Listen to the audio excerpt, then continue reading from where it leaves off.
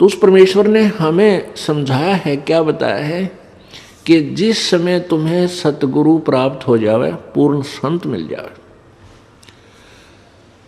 तो उस समय आपका कैसा भाव हो। भाई गुरु मानुष कर जानते, गुरु मानुष कर जानते, ते नर कहिए अंधे, ओए दुखी संसार में आग काल के फंद। अपने आत्मा जब परमात्मा आए थे वो तो भगवान थे ही, वो तो स्वयं परमेश्वर थे कबीर जी। अब वो परमेश्वर ना आकर के इस दास को भेज दिया अपना रिप्रेजेंटेटिव बना के, ना जाने इस दास में मालिक ने क्या देखा। यदि हम अपने अवगुणों को देखते हैं तो हमें, हमारे अंदर ऐसी कोई योग्यता नहीं थी कि ऐसे निर्मल भगवान की और ऐसे निर्मल ज्ञान की हम चर्चा कर सकें और जनता को बता सकें। लेकिन परमात्मा समर्थ है, वो जो चाहे सो कर सकते हैं। वो मिट्टी से सोना बना सकते हैं और एक अयोग्य व्यक्ति को वो योग्य भी बना सकते हैं अपना काम लेने के लिए। तो उस परमात्मा ने अपने इस दास को भेजा। तो ये क्या बताना चाहते हैं कि आपका भाव अपने सतगुरु के प्रति भगवान तुल्य हो, तब आप सफल होंगे। अपने आत्माओं, अब तो ये दास बैठा है, यदि यहाँ परमात्मा इसी मानव शरीर तो है ही उनका, क्योंकि बनारस में 120 वर्ष रहे, और अब भी वो आ जाते। जो हम चित्र देखते हैं प्रभु का, ऐसा चित्र नहीं है। वो तो ना जाने कितने स्वरूप हैं उस मालिक के, वो किसी भी रूप में आकर के अपना ज्ञान बताता है, अपनी प्यारी आत्माओं को अपने चरणों में लगा के भक्ति करवा के सतलोक ले जाता है।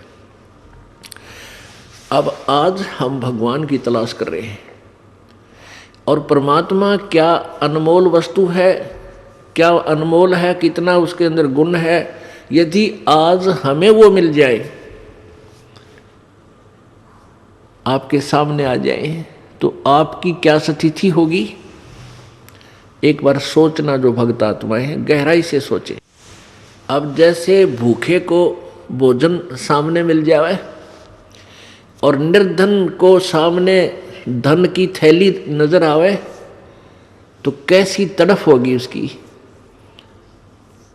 प्यासे को पानी मिल जावे तो कैसी श्रद्धा करेगा, टूट कर पड़ेगा उसके ऊपर। धन है तो ठाकर सीने का न्यू देख कर भाग लेगा, छुपा जो कि तो इसने कोई देख ना ले। और सामने भोजन है तो ऐसी सब टूट के पड़ जाएगा, फटाफट खाएगा, अपनी जान बचाएगा। ऐसे ही हमें जब परमात्मा आज मिल जाए, आपके सामने आ जाए, क्योंकि हम उसी की तलाश में तो भटक रहे हैं, तो आपकी कैसी श्रद्धा होगी, ये आप अपने अपने स्तर से सोच सकते हैं। अब वो भगवान यहाँ आ जाए, अरदास के स्थान पर बैठकर सत्संग करने लग जाए, क्योंकि ज्ञान तो देना ही पड़ेगा उन्होंने, तो आपकी कैसी भावना होगी। आंखों में आंसू हो, हृदय में प्यार हो, और कोई भी अवगुण हम भगवान में देख नहीं सकते, क्योंकि भगवान में अवगुण होता ही नहीं। तो यहाँ हम इसी दृष्टिकोण से परमात्मा के भेजे हुए इस दास को आपने ऐसे ही देखना है, ऐसे विचार रखने, ताकि आपकी आत्मा परमात्मा पाने योग्य बनी रहेगी, उसमें मैल नहीं आवेगा। अब जैसे हमने परमात्मा पाना है तो गुरु जी को भगवान स्वीकार करना होगा। परमात्मा को एज ए गॉड ट्रीट करना पड़ेगा, तब ही हम निर्मल होंगे, हमारे अंदर आधीनी श्रद्धा बनी रहेगी। अब एक गणित के अंदर एक प्रश्न आता है ऋण का, लोन का। उसमें क्या होता है कि मूल धन ज्ञात करना होता है, और वो मूलधन लाखों और करोड़ों की संख्या का होता है। उस लाखों करोड़ों की संख्या के मूलधन, मूल राशि को ज्ञात करने के लिए, प्राप्त करने के लिए हमने सपोज करना पड़ता है, मानना पड़ता है। मान लीजिए मूलधन 100 रुपये।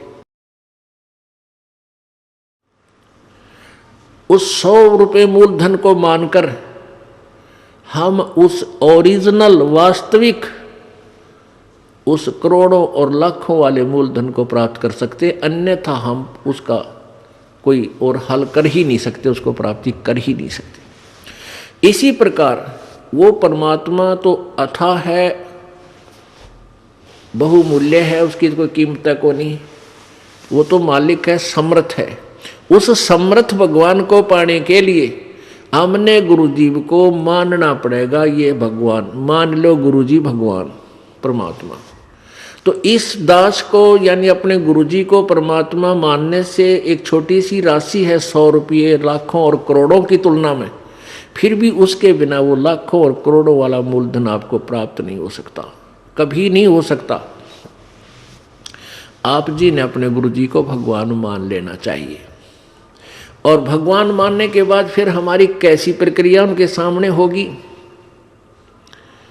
सामने भगवान खड़े हो तो आप क्या झूठ बोल दोगे? आप क्या बीड़, जैसे कोई मर्यादा तोड़ के आया हुआ है, भाई शराब पी ली आदि था, बीड़ी पी गया या कोई और आन उपासना कर ली, किसी भी कारण से नाम खंडित किया है, यानी भक्ति मार्ग से भ्रष्ट हुआ है, और फिर यहाँ आता है। एक दो भक्त देखे हैं, जर्दा खाते हैं, तम्बाकू खाते हैं, बीड़ी भी पीते हैं, और यानी मर्यादा को भंग भी करते हैं और आश्रम में आते रहते।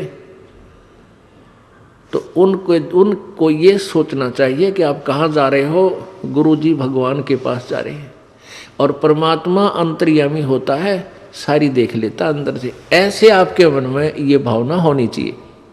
तो फिर आप जब गुरुजी को भगवान मान कर जाओगे तो आपके हृदय में ये भी होगा कि परमात्मा अंतर्यामी है और तेरे अंदर के दोष से परिचित है, इसलिए अपने दोष को उजागर कर दूं, बता दूं, उसका समाधान हो जाएगा, उसको दोबारा उपदेश दे दिया जाएगा। नहीं तो आता रहेगा, जाता रहेगा, व्यर्थ में अपना पैर घिसाई करता है, या कोई लाभ उस व्यक्ति को नहीं होगा। ये एक खेल का मैदान है, ये परमात्मा वाला अखाड़ा है, ये खेल का मैदान है। जैसे बच्चा खिलाड़ी खेल में सेलेक्ट होता है और सिलेक्ट होने के बाद उसको मर्यादा बताई जाती है कि तुम ये फाउल हो जाएगा यदि तुमने ऐसा किया तो, और वो खिलाड़ी फाउल हो जाता है, कोई नियम तोड़ देता है, उसको फाउल कर देते, बाहर निकाल देते। इसी प्रकार आप जो मर्यादा भंग कर दोगे, आप फाउल होगे तो आप वार कर दिए। और परमात्मा का ऑटोमेटिक संकेत है, वो ऑटोमेटिकली यानी स्वतः आप परमात्मा के मार्ग से दूर हो जाओगे, फिर आपको कोई लाभ नहीं होना। तो क्या